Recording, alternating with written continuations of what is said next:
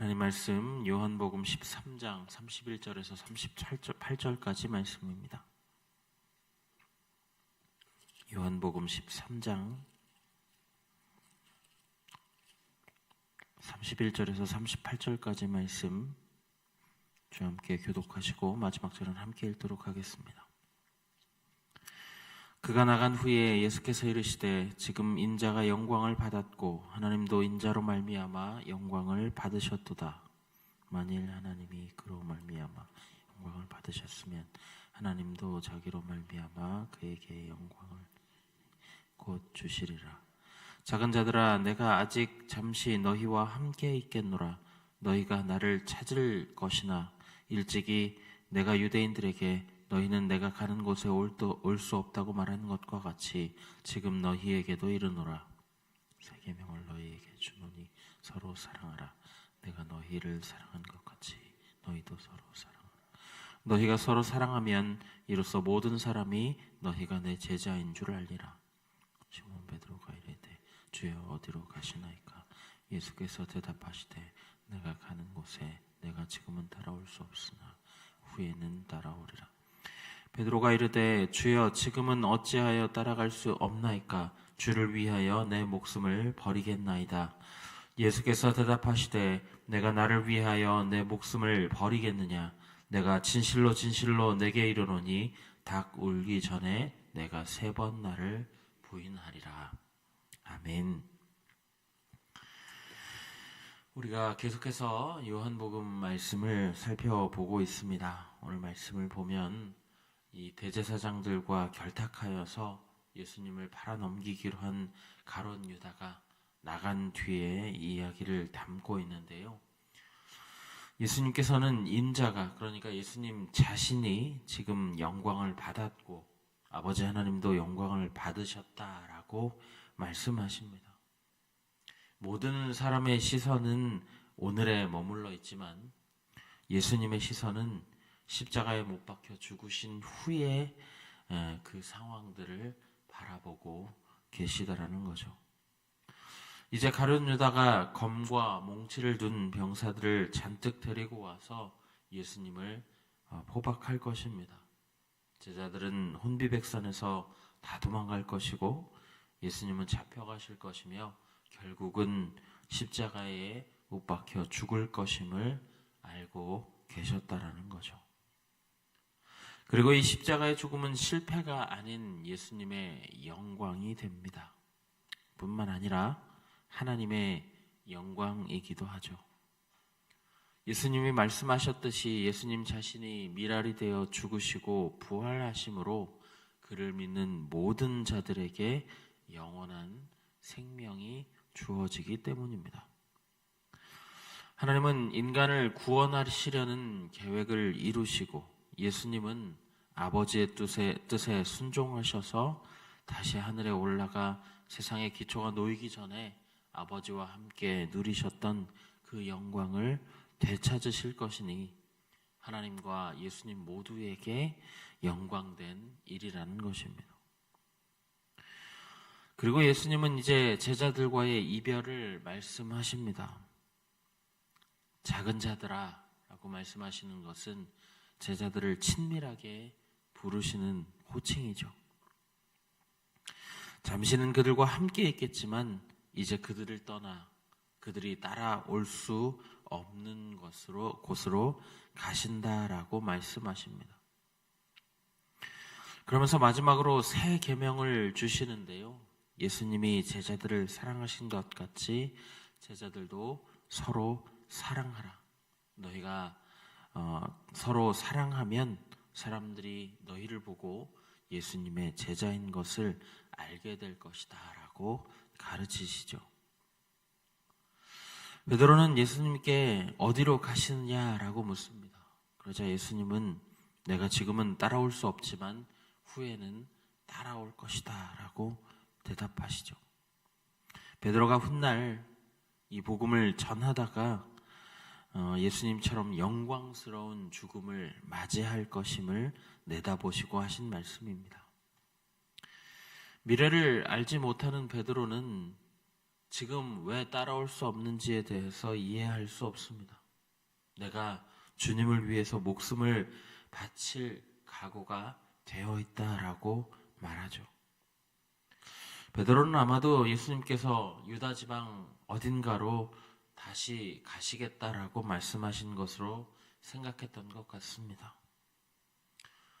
유대 지방에서 예수님을 잡으려는 시도가 계속 이어지고 있고 또 예수님을 위협하는 상황들이 많기 때문에 자신이 목숨을 버려서라도 예수님을 보호하겠다라고 하는 그런 의미가 담긴 말이었죠.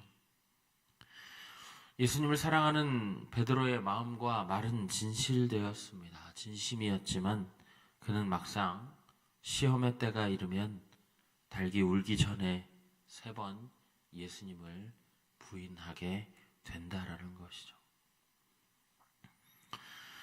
저는 오늘 말씀을 읽고 이런 묵상이 되었습니다. 베드로는 예수님이 죽으셔야 하는 이유를 전혀 이해하지 못했죠. 앞서 말씀드렸다시피 베드로의 예수님에 대한 사랑은 진심이었습니다. 하지만 오히려 그의 사랑과 그의 열심은 예수님께 도움이 되지 못했죠. 왜냐하면 예수님은 죽으셔야 했기 때문입니다. 그게 하나님의 뜻이기도 하고요. 나중에 살펴보겠습니다마는 베드로는 예수님이 잡히시던 그날에 칼을 뽑아서 대제사장 말고의 귀를 자릅니다. 어떻게든 포위망을 뚫거나 예수님께 접근하는 것을 막아야 한다라고 생각했던 거죠. 어찌 보면 상식적으로는 너무나 이해가 가는 행동 아닙니까? 자신이 그토록 존경하고 3년간이나 따르던 스승을 해하려는 어떠한 시도도 내 스승에게 닿을 수 없다라는 결기를 보여주는 용기 있는 행동으로 우리는 볼 수도 있습니다.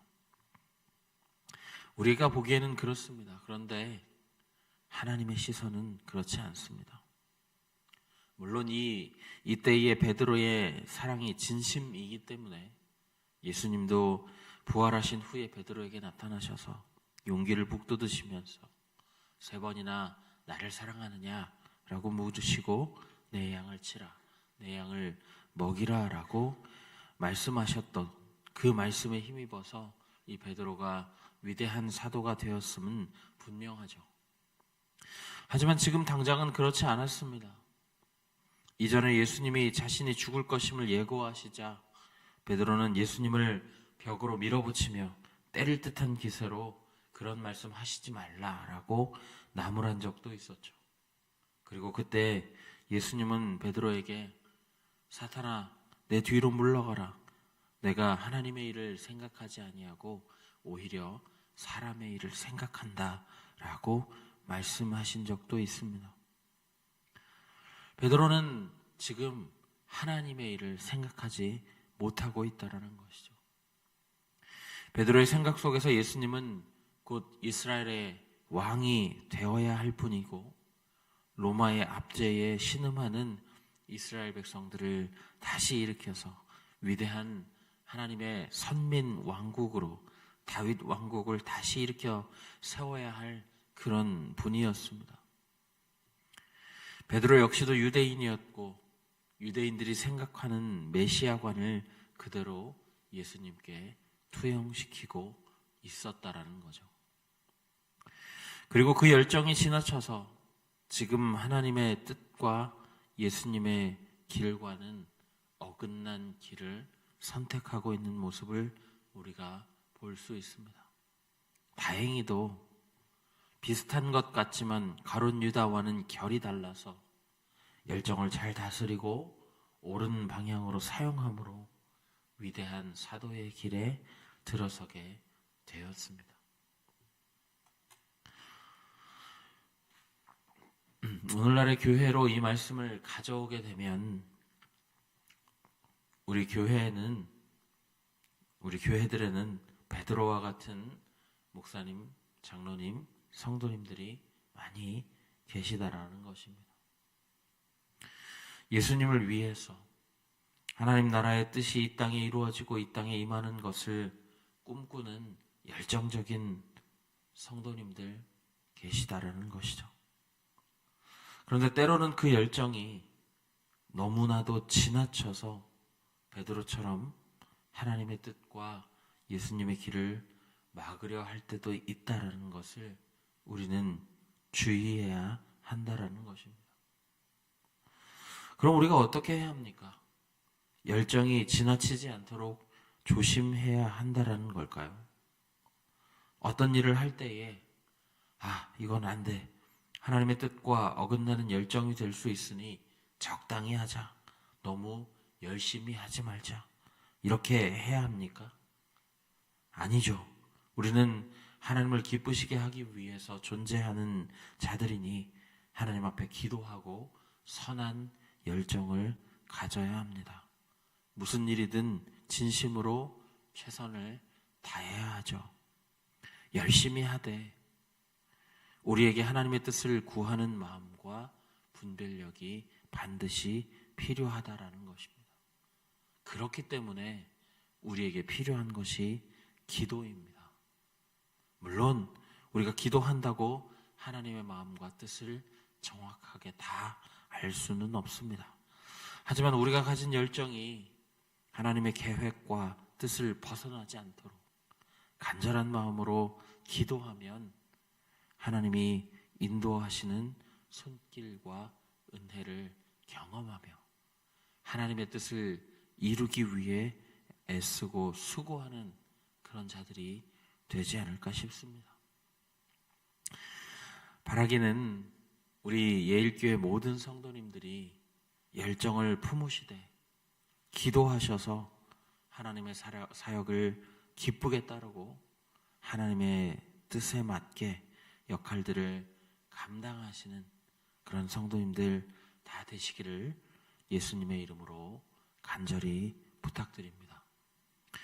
이 시간 오늘 말씀을 생각하시면서 함께 기도하실 때요, 하나님, 우리가 베드로의 열정을 본받되 하나님이 주시는 분별력과 하나님의 뜻을 구하는 마음과 기도를 허락하여 주셔서 하나님의 뜻대로 사역할 수 있는 자들 되도록 인도하여 주옵소서. 함께 기도하시고요. 그리고 리모델링 공사가 이제 3층은 마무리가 되었고 이제 지하를 하고 있는 가운데 있습니다. 그 모든 공사의 마무리와 또 준비들이 순적하게 잘 이루어지고 우리 아이들이 더 좋은 환경에서 하나님을 예배할 수 있도록 함께 기도해 주시기 바랍니다.